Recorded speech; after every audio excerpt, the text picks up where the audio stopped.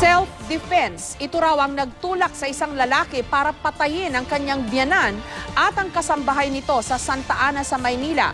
Away pamilya ang nakikitang pinag-ugatan ng krimen. May report si John Consulta.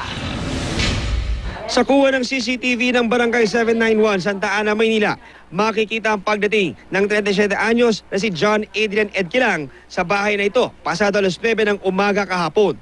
Si Edquilang ang pangunahing suspect sa pagpatay sa kanyang biyanan na si Lucita Mengito at kasambahay nitong si Jennifer Magtulis kahapon.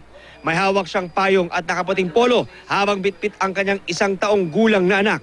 Makalipas ang 1 oras, nagmamadaling lumabas ang suspect sa kanyang puting kotse na pag-aari ng biktimang biyanan.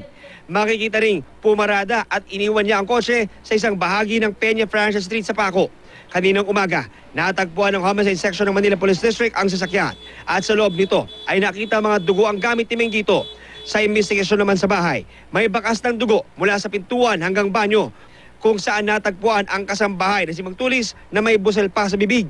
Nakita naman ang bangkay ni Mengito sa likod bahay. Ayon sa pulisya, may indikasyong pinagpapalo ang mga biktima pero hindi pa nakikita ng otoridad ang murder weapon. Sabi ng suspect is parang figurine nung kanyang ipinalo doon sa ulo.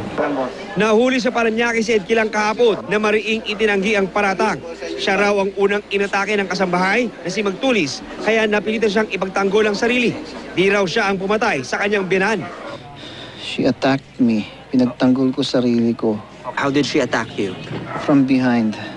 From behind, she attacked you. Me and my daughter. Sino po yung pumatay ng mother-in-law niyo po, sir? I don't know, maybe she did. Yung katulong po. It happened before I got there, I assume. Mabulok siya dyan. Dapat sa kanya patayin din. Walang kamuang-muang yung bata. Ginanyan niya. Away pamilya ang nakikitang ugat sa krimen. Sa kanyang palagay, self-defense, ngunit doon sa investigation is talaga ang pangunahing suspect. Close na ito sapagkat